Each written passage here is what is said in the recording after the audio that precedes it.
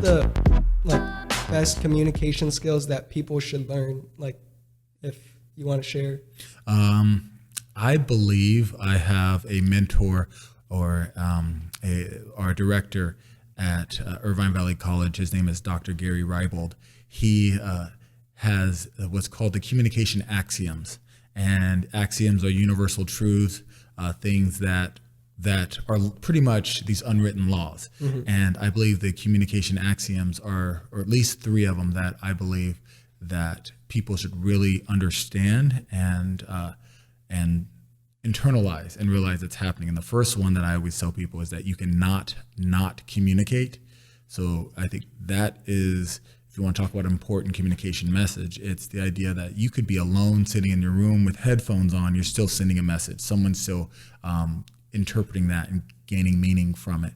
And it's also the same as when you're, as you're talking about business, when you're walking in for a job interview, you're being analyzed right then and there.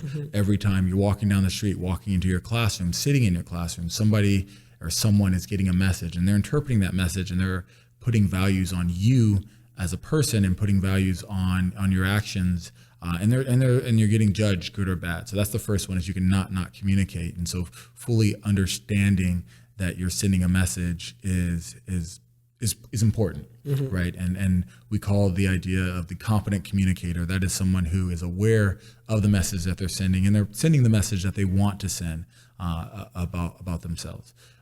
And the second one that I hold and I like is the notion or the idea that the meaning of words, the meaning of symbols, the meaning of anything is within the people themselves. It's not in what I'm saying. So I always let the class know I'm talking, and there may be however many people listening to your podcast, and they're all hearing the same message, and they're all hearing me. But because we have different worldviews and we have different understandings of the world, it's being interpreted different ways. And so that's one of the things that I tell people. They've got to understand that it's not really what you intend to say that matters. It's how does that person receive the message? And you've got to alter that message to make sure that you're communicating competently, and you're communicating in a way that is building connection. And then the last one that I always like is the notion or the idea that communication itself is either passive or it can be direct. So understanding the best way to communicate to people. You can directly ask someone to do something. And I always use my daughter as the perfect example.